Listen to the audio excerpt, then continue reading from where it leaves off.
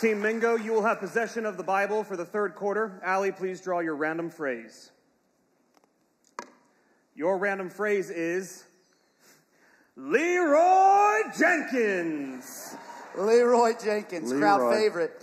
Yeah, we'll see how she does. All right, let's do this. Hey, guys, I'm Alli. And challenge flag right already. Off the bat. What? Challenge flag. That's a challenge flag. I know that. I mean, I'm okay with chicks being on stage at the Super Bowl. I am okay with that. But here we go. Oh, no. Thanks. Not with glittery shoes. No cheerleader shoes if you're in the Super Bowl preaching. Sparkly.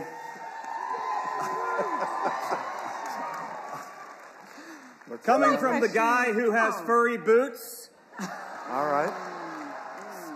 I throw my yellow flag on top of your red flag, which now makes an orange flag, which means no points are taken from this quarter. Wow. We miss you, brother. We miss you, Kate. Thank you. That makes no sense. The way you leave your mark is to define a win. Before you start to work hard, like we heard about from Paco, and before you need to stand strongly in your convictions, like we heard about from Chuck, you have to know what you're fighting for. If you want to leave your mark in the world, you have to define a win for your life, a good win, a win that is worth a fight. The Bible actually talks about the win that Jesus came to fight for and uses language for a fight. Listen to 1 John chapter 3, verse 8. The reason the Son of God appeared was to destroy the devil's work. That was the whole reason Jesus came, to destroy something. He came against an enemy. Jesus stepped into this world and he had a win.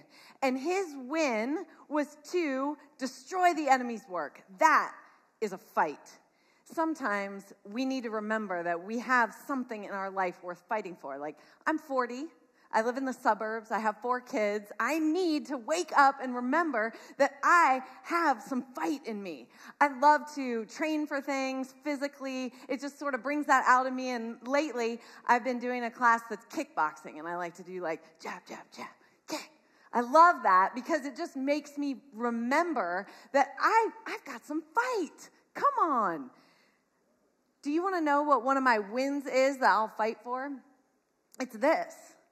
It is using everything about me to talk to you about Jesus in a way that might just make you want to know him for yourself. I will do anything for this win. Look at me. Look at this. What are we doing? But this is a win. This is a win. I will wear gold shoes for this win. I will insult our senior pastor for this win.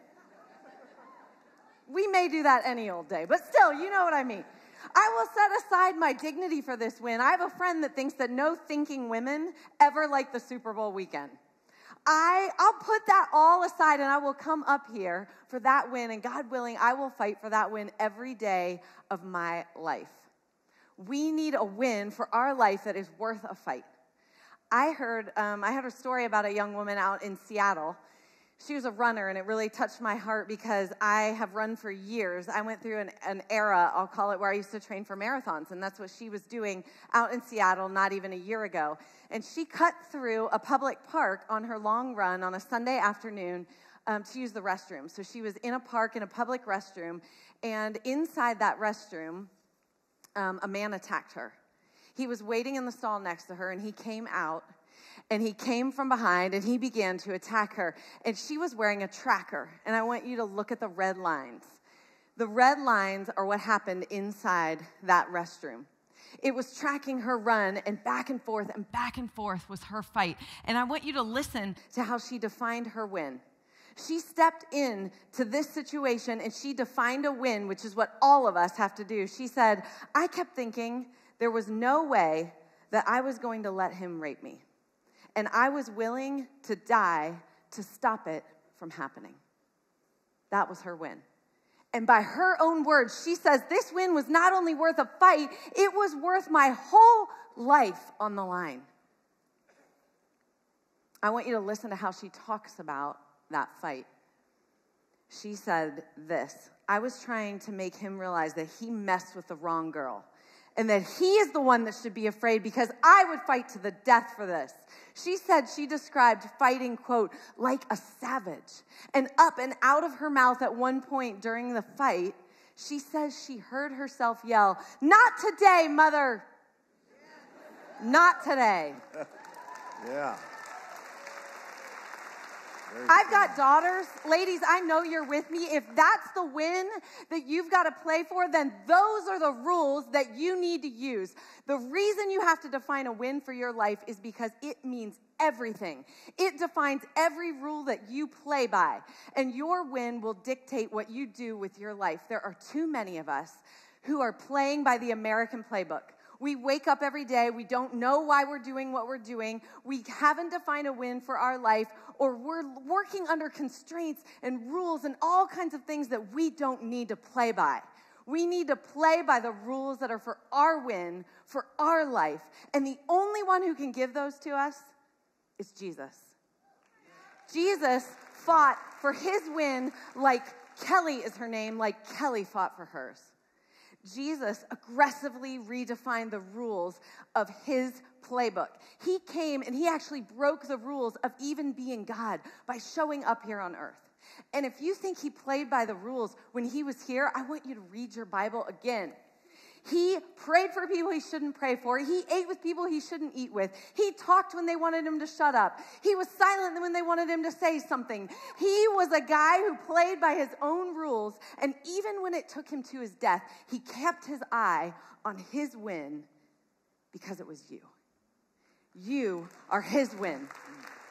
You are his win. The enemy he came to destroy is your enemy, and that enemy is the one who wants you to not think about your win, to play by rules that you don't need, and to give your life away to whatever seems like the next good American thing to pursue. I want you to leave a mark with your life. In order to do that, you're going to have to team up with Jesus because he is the one that knows your win. He knows the win that you were made for. And he wants to give you the rules to play by and the power to stand there for your whole life. So pick a good one. With him, pick a good win for your life. You need a win that is worth a fight because you have a God who says you were worth his. Yeah. Very strong by Ellie. Touchdown, Team Mingo. Gets the point. Team Mingo, you're awarded 7 points for a great message. However, you did not incorporate the random phrase, resulting in an end of... Oh!